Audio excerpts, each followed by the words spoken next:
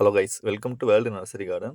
நம்ம இப்போ இந்த வீடியோவில் என்ன பார்க்க போகிறோம்னு பார்த்தீங்கன்னா, மணி பிளான்ட் செடியை எப்படி பதியம் பண்ணி எடுத்து வைக்கலாம்ன்றதை பற்றி தான் நம்ம இந்த வீடியோக்குள்ளே ஃபுல்லாகவே பார்க்க போகிறோம்.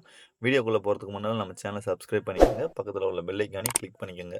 அப்போ தான் நம்ம அடுத்தடுத்து போகிற வீடியோக்கள் உங்களுக்கு நோட்டிஃபிகேஷனாக வரும். அது வந்து இப்போ நம்ம வீடியோவில் பார்த்துட்டு இருக்க மணி பிளான்ட் வந்து பெரிய பெரிய இலைகளாக இருக்குது. அதாவது இது எப்படி வந்துச்சுன்னு பார்த்தீங்கன்னா, மணி பிளான்ட் பார்த்தீங்கன்னா தொட்டியில் இல்லை, முடிஞ்ச அளவுக்கு தரையில் வச்சுருக்குறாங்க. அதாவது வந்து ஃபுல்லாகவே மண்ணில் தான் இருக்குது. மண்ல இருக்கிறது மட்டும் இல்லாம, ஃபுல்லாவே நெழல்ல இருக்கு. ஃபர்ஸ்ட்டு விஷயம். வெயில் அதிகம் படாத அளவுல இருக்கு. அதனால உங்களுக்கு இலை வந்து ரொம்ப பாலிஷா இருக்கும். அதாவது காஞ்ச இலைகள் ஒரு இலை கூட இல்லாம, முடிஞ்ச அளவுக்கு ஃபுல்லாவே பாலிஷா இருக்கும். இதில வந்து 2 கலர் மணி பிளான்ட் இருக்கு. அதாவது ஃபுல்லா வந்து கிரீன் இருக்கு. அதோட சேர்ந்து எல்லோ கலந்த மாரியும் மணி பிளான்ட் இருக்கு. இது பார்த்தீங்கன்னாலே தெரியும். ஒரு குறிப்பிட்ட அளவுக்கு மேல மரத்தோட ஒட்டி இருக்கிறனால, வேர் போட ஆரம்பிச்சுருச்சு. அதனால வந்து உங்களுக்கு இலைகள் ரொம்ப பெரிய பெரிய அளவா இருக்கு. இத நம்ம கட் பண்ணி எப்படி எடுத்து வைக்கலான்றத பத்தி பார்க்கும்போது, அதாவது வேர் இருக்கிற மாரி பகுதிய நம்ம பார்த்து எடுத்து, அந்த இடத்துல நம்ம கட் பண்ணி வச்சுக்கிறணும்.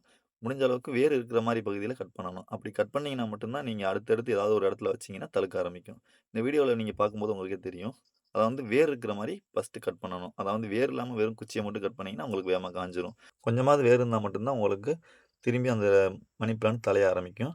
அது மட்டும் இல்லாம, நீங்க வந்து தொட்டியில வைக்கும்போது மண் சத்து அதிகம் இல்லாத காரணத்தினால, உங்களுக்கு ரொம்பவே பூக்கள் அதாவது இலைகள் பூராமே ரொம்ப சின்ன சின்னதா இருக்கும். அத வந்து மண்ல இருக்கும்போது இலைகள் ரொம்ப பெரிய அளவுல இருக்கும். அத வந்து பார்த்தீங்கன்னாலே தெரியும் இந்த வீடியோல மண்ணுல சுத்தமாவே மண்ணுல மட்டும் தான் இருக்கு இந்த மணி பிளான்ட். அதனால வந்து இலைகள் வந்து பெரிய பெரிய இலைகளா இருக்கு. ஃபர்ஸ்ட்டு விஷயம் வந்து இதில வந்து வெயில் படாது. முடிஞ்ச அளவுக்கு ஃபுல்லாவே ஃபுல் டைம் நிழல்ல இருக்க மாரி தான் இந்த மணி பிளான்ட் இருக்கு. அதனால வந்து உங்களுக்கு பெரிய பெரிய இலைகளா வர ஆரம்பிச்சுருச்சு. அதே இது நீங்க வெயில் படுற மாரி இடத்துல வச்சீங்கன்னா, ஒரு சில இலைகள்லாம் காயத் தொடங்கிரும். அதாவது முடிஞ்ச அளவுக்கு மணி பிளான்ட்ட நிழல் இருக்க மாரி பகுதியில பார்த்து வச்சுக்கோங்க.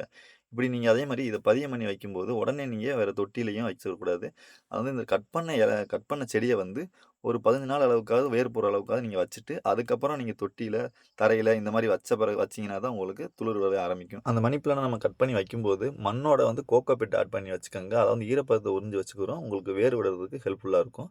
அதனால முடிஞ்ச அளவுக்கு கோகோ பிட்டையும் நீங்க ஆட் பண்ணி, அந்த மணி பிளான்ட்ட வச்சுக்கோங்க. இது மாரி நீங்க வைக்கும்போது கொஞ்சம் வேகமாவே துளிர் விட ஆரம்பிச்சுரும்.